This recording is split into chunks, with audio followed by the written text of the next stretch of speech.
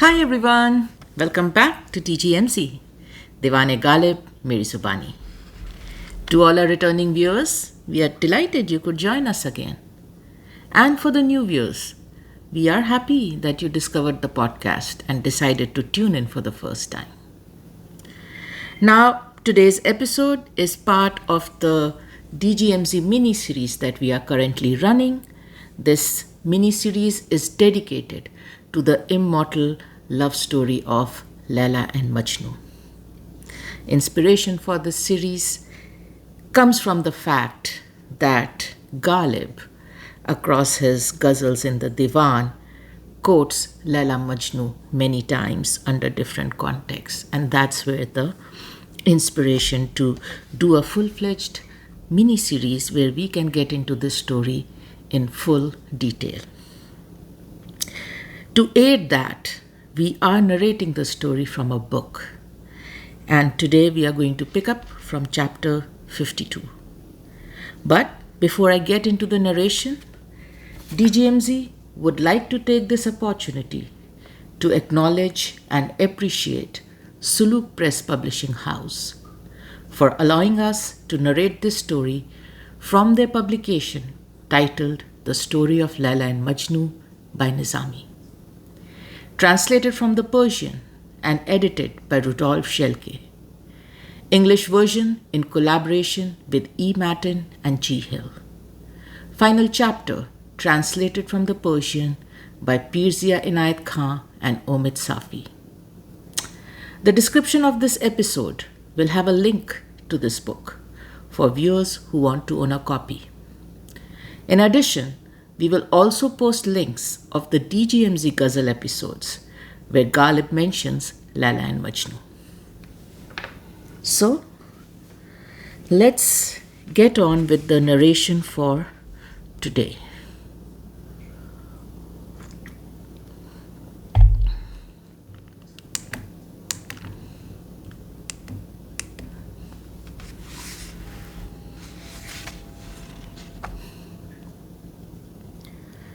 The Story of Layla and Majnun.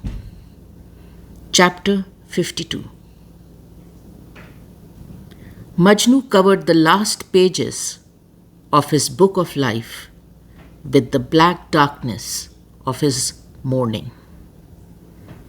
He travelled rapidly towards death. But however fast he moved, it still appeared too slow to him. He was a pilgrim in this world. His Mecca, a grave.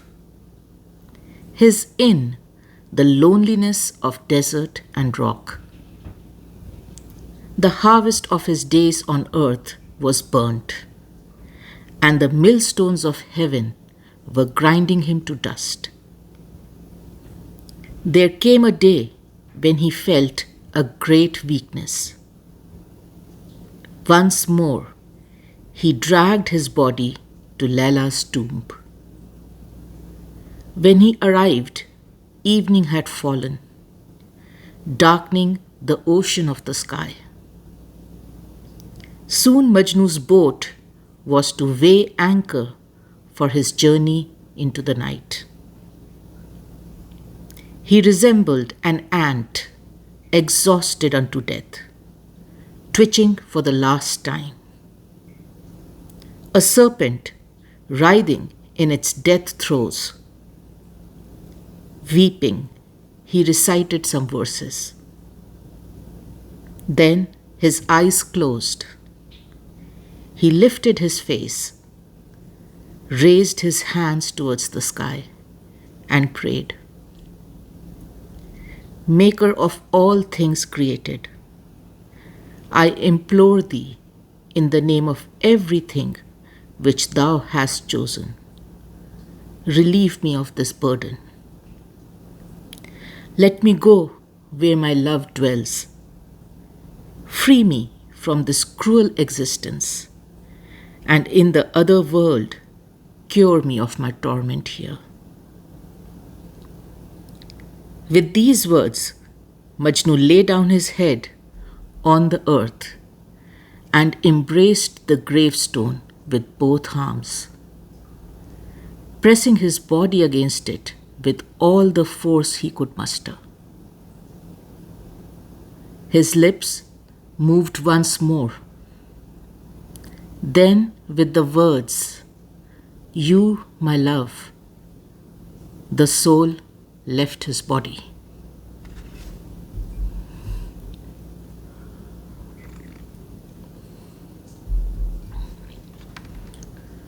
The story of Layla and Majnun, Chapter 53.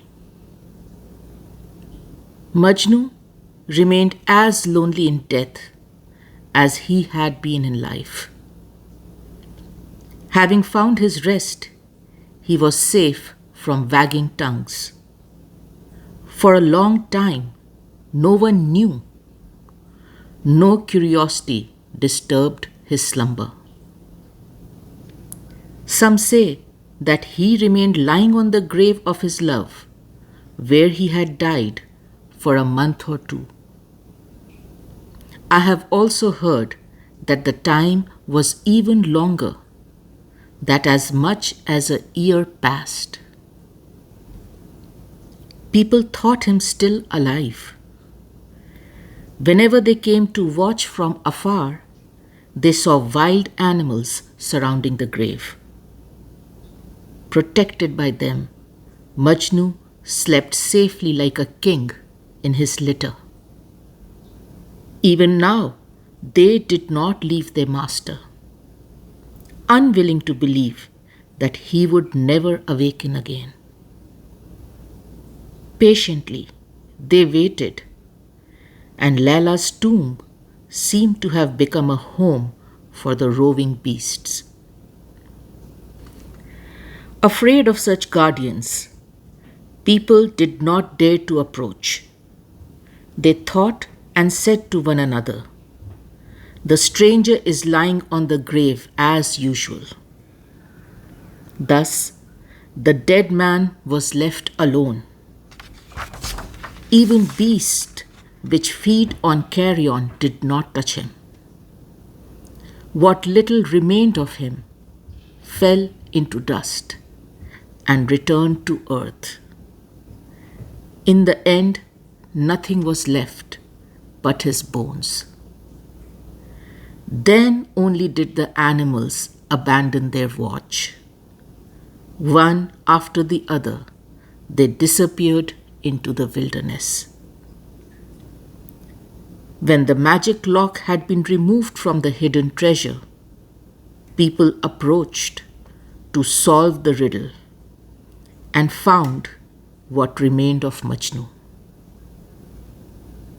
Death had completed his work so well that no one felt fear or disgust. The white shell, its pearl vanished, was washed clean, and men let jeweled tears of mourning flow into it. They all wept, members of Majnun's and Layla's tribes, as well as others, strangers of pure heart, mourning the lovers, rending their garments in lamentation. And Majnun was buried at Layla's side. Two lovers lie awaiting in this tomb, their resurrection from the grave's dark womb. Faithful in separation, true in love, one tent will hold them in the world above.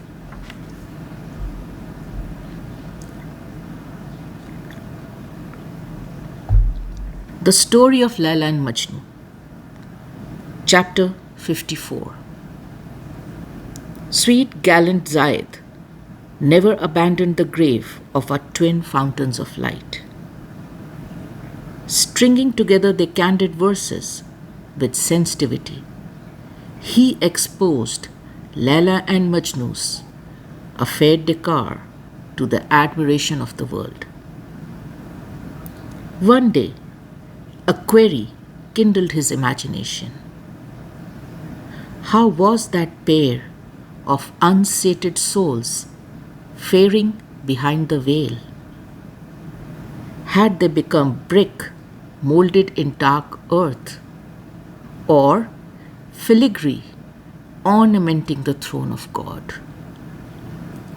When night opened its pouch and scattered musk over the day, in his sleep an angel revealed to Zayd a luminous, many-splendored garden.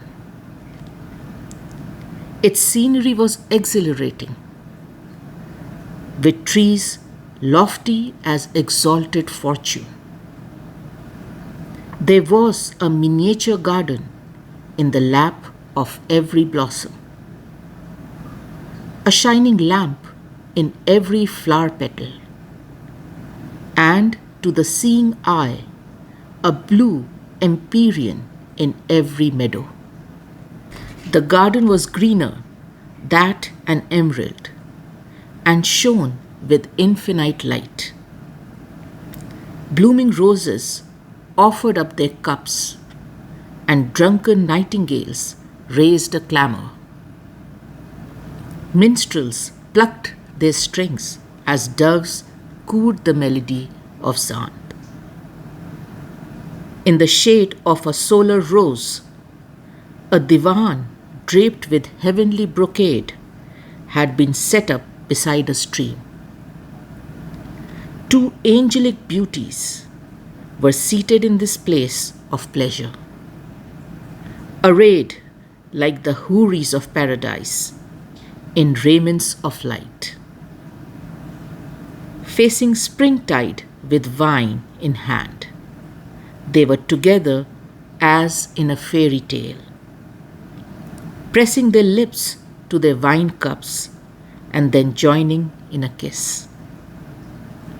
After sharing in conversation, they would repose in their heart's desire. An ancient soul stood in attendance, showering them with blessings. The dreamer asked him surreptitiously, "Who are these two with figures like cypress trees, bearing cups in the fabled garden of Iram? How have they come to attain their desire in this spiritual abode?" After a moment, the old man replied, "These two friends are one, eternal companions. He is Majnun, the king of the world in right action, and she is Layla, the moon among idols in compassion. In the world, like unpierced rubies, they treasured their fidelity affectionately, but found no rest and could not attain their heart's desire. Here they suffer grief no more. So it will be until eternity. Whoever endures suffering and forbears in that world will be joyous and exalted in this world." When morning's conflagration consumed the harvest of night, Zayd awoke and revealed the secret of his dream. Whoever would find a place in that world must tread on the lusts of this world. This world is dust and is perishable. That world is pure and eternal. Mind you, do not grant such a thorn that rose. Rise out of the mine. This gem will not be found underground. Commit yourself to love's sanctuary and at once find freedom from your ego. Fly in love as an arrow towards its target. Love loosens the knots of being. Love is liberation from the vortex of egotism. In love, every cup of sorrow which bites into the soul, gives it new life. Many a draught, bitter as poison, has become in love delicious. With love for a sake, what is there to fear from a bitter draught? However agonizing the experience, if it is for love, it is well. End of narration.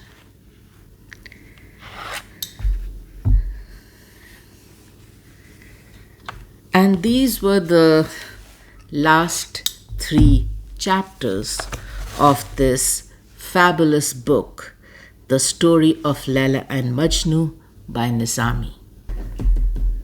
I'm not going to get into the impressions for these 3 chapters because the chapters flow very smoothly, very easily. There are not a lot of complexes, etc., that need to be analyzed. Fact of the matter is that the book, the story, celebrates love in a very profound way.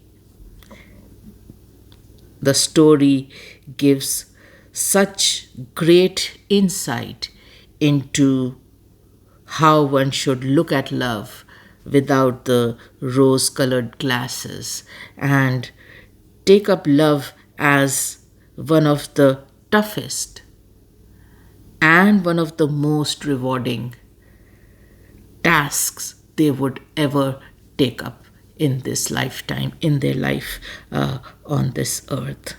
I love that Nizami has ended the story on a beautiful, heavenly note, right? Where it just re-emphasizes our faith in the fact that anything that is done out of true love, no matter how hard and painful and agonizing it might feel, will ultimately result in something very beautiful, something very pure, something very close to God, something very illuminated. And that is a great consolation. That is a great lighthouse to attach your radar to. This is the last episode for narration, but we will have at least one more episode where we will cover the remaining paintings and any other art form that is pending for this mini-series. But yes, as far as the book narration goes, this is the last chapter. We would like to take a minute to thank the viewers who have been with us through this long journey of narrating this story across how many? Across 54 chapters. We know that this particular mini-series has a much lesser viewership compared to the Ghalib series, but that is fine. For the ones who related to the story, for the ones who enjoyed the story, for the ones who logged in week after week to read the story with us, a heartfelt thank you to you all. Do let us know via comments now that the story is over in terms of narration. How was this experience for you? Did it touch your hearts? Did it resound with you? Did you relate to the entire experience as we had planned to?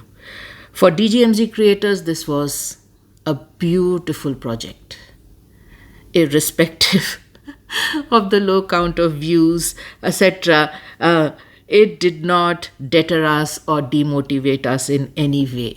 We just loved coming back week after week to continue the story with you here. Thank you for being with us as we went through the story.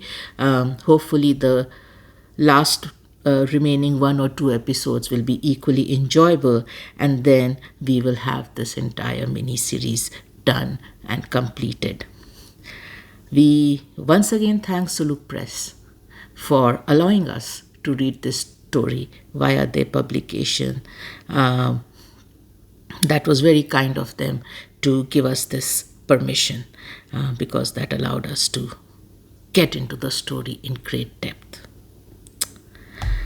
Okay, I think I'm going to go ahead and close this episode here. I'm sending a lot of love and light to all you dear viewers, and thanks for watching.